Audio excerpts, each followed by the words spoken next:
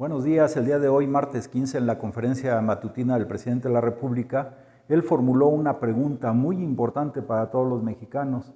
Dijo él, ¿cómo garantizar que todos los mexicanos tengan seguridad social? Es un cuestionamiento muy importante. Y repito, ¿cómo garantizar que todos los mexicanos tengan seguridad social? Es la pregunta para todos nosotros. Y él respondió a esta pregunta pues precisamente con varios elementos del proyecto alternativo de nación. Ahí podemos encontrar la respuesta. El presidente se ha preocupado mucho, en primer lugar, porque todos los adultos mayores de 68 años y de 65 años en las comunidades originarias, todos tengan una pensión universal para todos, sean ricos, sean pobres. Él dijo, si los mexicanos ya han trabajado y han llegado a una determinada edad, tienen derecho a disfrutar de esa pensión. Es el primer punto. Pensión universal para todos los adultos mayores. El otro tema es la seguridad social. Él decía, por ejemplo, que algunos trabajadores que hoy ganan salario mínimo, pues están en esos trabajos, a veces con jornadas difíciles, pero están porque tienen el seguro social. Tienen seguro social, entiendo yo, para ellos, para su esposa si están casados, para sus padres y para sus hijos. Entonces, como que ese es un elemento importante, seguridad social. Pero hoy, pues se da como herencia del periodo neoliberal todavía esa circunstancia. Pero aquí el presidente lo que quiere garantizar es que existan, como lo va a ver ya, medicinas gratuitas, operación gratuita, atención médica gratuita, consultas gratuitas para todos los mexicanos en todos los rincones del país. Eso es interesante e importantísimo, es un salto cualitativo muy grande. El otro tema es cómo garantizar la educación a todo el que quiera estudiar. Afortunadamente el país, sobre todo después de la Revolución de 1910, en el periodo del general Lázaro Cárdenas y algunos gobiernos posteriores antes del periodo neoliberal, lograron crear una infraestructura muy importante en el aspecto educativo. Desde el nivel primaria, preescolar, secundaria, nivel medio superior y superior, escuelas superiores. En el cardenismo pues se crea una de las instituciones más importantes de nuestro país, el Instituto Politécnico Nacional, por ejemplo. Entonces, volviendo a la pregunta, ¿cómo garantizar que todos los mexicanos tengan seguridad social?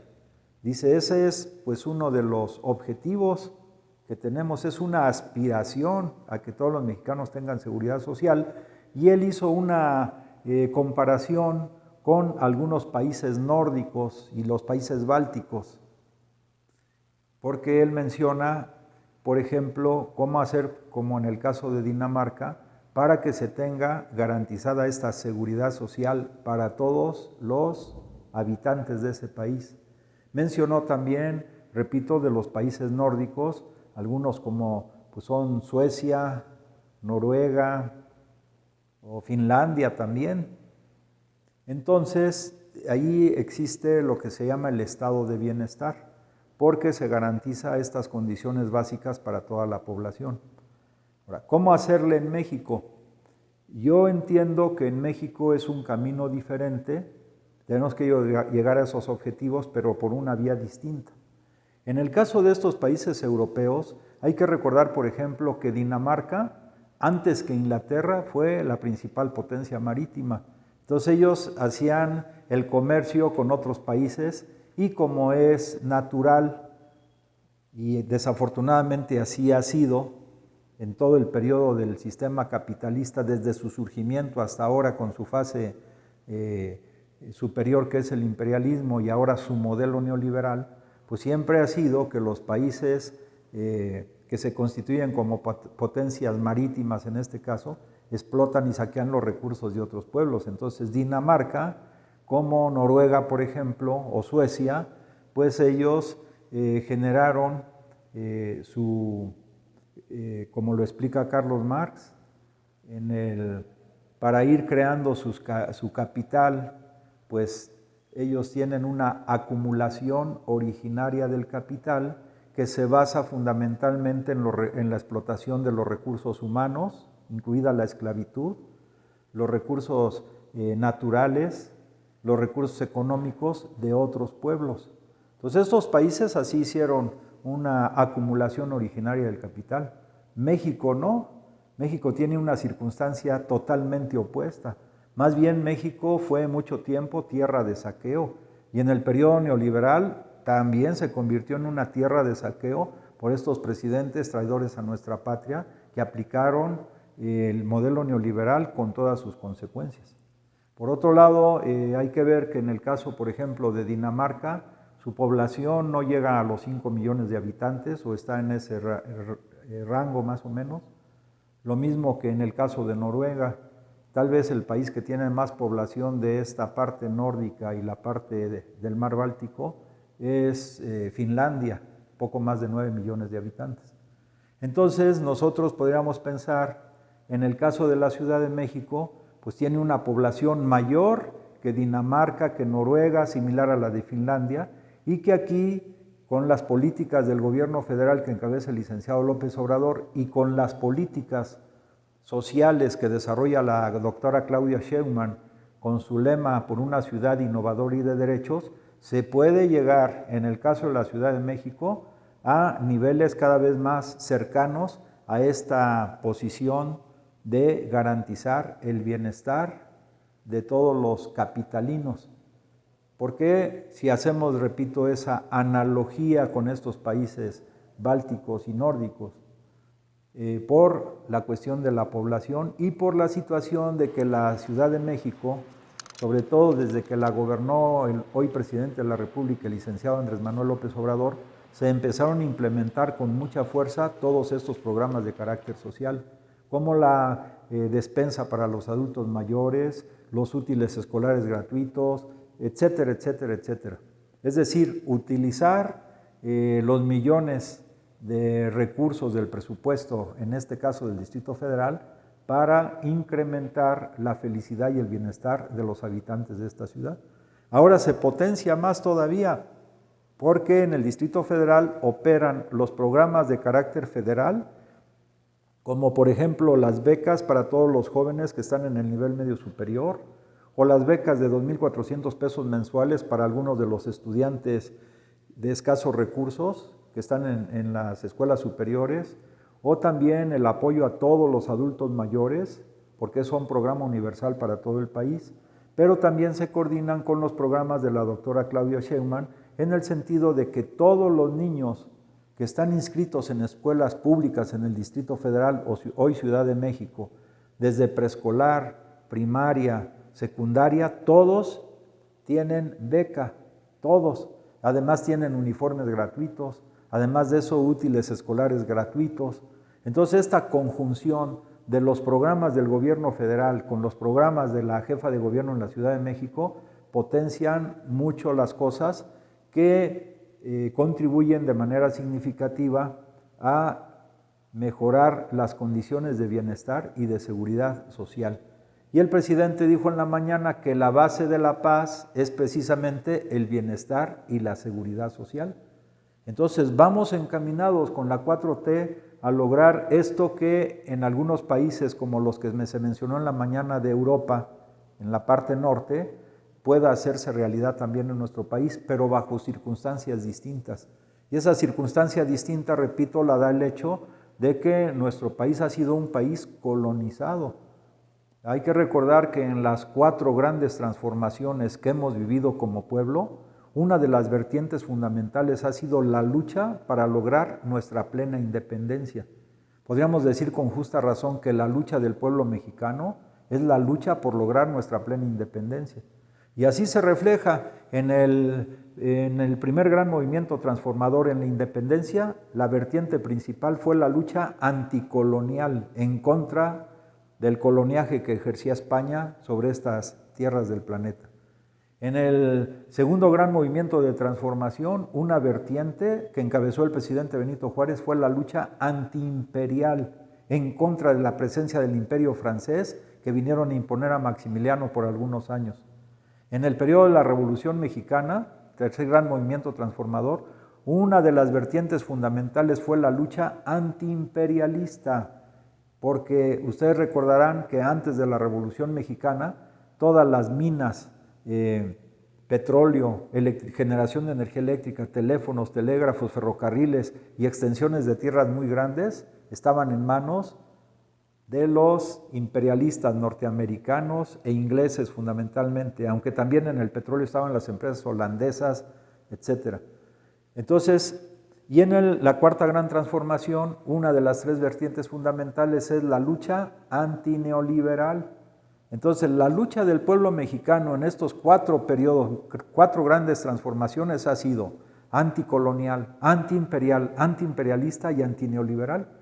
Entonces, aquí las condiciones para lograr este objetivo que plantea el licenciado López Obrador de cómo garantizar que todos los mexicanos tengan seguridad social no es sobre la base de los países imperialistas europeos o Estados Unidos, de la acumulación originaria del capital y de la explotación y saqueo de los recursos de otros pueblos, sino va a ser sobre la base del trabajo laborioso del pueblo de México, sobre la base de principios ancestrales que tenemos como la colaboración, el cooperativismo, el colaboracionismo y la gran revolución cultural que está impulsando el presidente de la República a través de la guía que acaba de distribuirse, la guía ética para los mexicanos. Entonces, ahí vamos. Además, tenemos una base sólida de nuestros ancestros en ese terreno.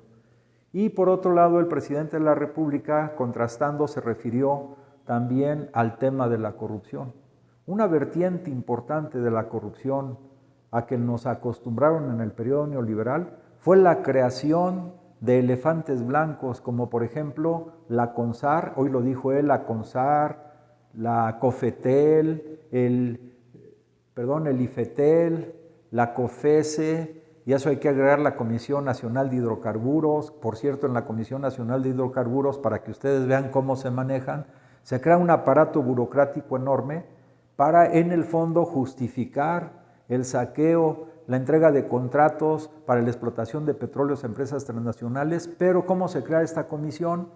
Pues se ponen de acuerdo los diputados de los partidos políticos, sobre todo PRD, PAN y PRI, y cada uno de ellos designa, según el porcentaje de votos en la Cámara de Diputados, iba a decir propone, pero no, designan ya para que se apruebe por acuerdo de ellos, pues uno que el PRD propone, otro o dos que propone el PAN, otro o dos que propone el PRI, según el porcentaje de votos en la Cámara de Diputados, y no en función de los objetivos que expresamente se plantean, sino en función de intereses y acuerdos políticos que en nada beneficiaron a nuestro pueblo. Pero así como es esa integración, por ejemplo, de la Comisión Nacional de Hidrocarburos, es lo mismo con los otros organismos. Es decir, volvemos al tema que hemos estado tratando en estos días. Hay cosas que son de contenido y hay otras cosas que son de forma. Hay una interrelación dialéctica entre el contenido y la forma, o la esencia y la apariencia. Entonces, estos organismos, institutos, por su forma son muy vistosos hacia afuera, y más que los medios de comunicación le dan un revuelo impresionante y uno dice, no, pues está muy bien. Pero por su contenido fueron institutos, comisiones para apuntalar y fortalecer el proyecto neoliberal de la oligarquía nacional que se desarrolló en estos 36 últimos años antes de que llegara el licenciado López Obrador. También hay que recordar, hoy lo dijo el presidente, en el caso nada más fíjense, del CONACYT, que es un consejo muy importante para el desarrollo técnico-científico del país, existían 90 fideicomisos, y de esos recursos de los fideicomisos que se manejaban a través del CONACYT, buena parte de ellos iban a empresas incluso transnacionales, cuando ellos tienen suficientes recursos para hacer sus proyectos, ¿no? Entonces era una fachada nada más, era la forma espectacular, luminosa, la apariencia muy lustrosa, pero el contenido y la esencia de estos organismos era sustraer enormes cantidades de recursos multimillonarios del presupuesto nacional para un aparato burocrático muy grande. El presidente decía en la mañana, por ejemplo, para el IFETEL o la COFESE, para estos organismos, se destinaba del presupuesto nacional de 1,000 a 2,000 millones de pesos y teniendo funcionarios que ganaban 400,000, 500,000 pesos mensuales. O sea, era nada más el lustre, el brillo, el sorprender a la gente con especialistas de alto grado, especialistas entre comillas, y el grueso de los recursos se iba en el aparato burocrático y llegaba muy poco, casi nada, para las necesidades de nuestro pueblo y para las necesidades de la nación mexicana. Entonces el presidente, con estos planteamientos que él hace, le está dando un resurgimiento. Es la etapa que estamos viviendo, el resurgimiento de México. Acabar con los fantoches, acabar con la cuestión de cuidar la forma, la imagen, para ir a las causas profundas que han generado la miseria y la riqueza en nuestro país y modificarlas de raíz.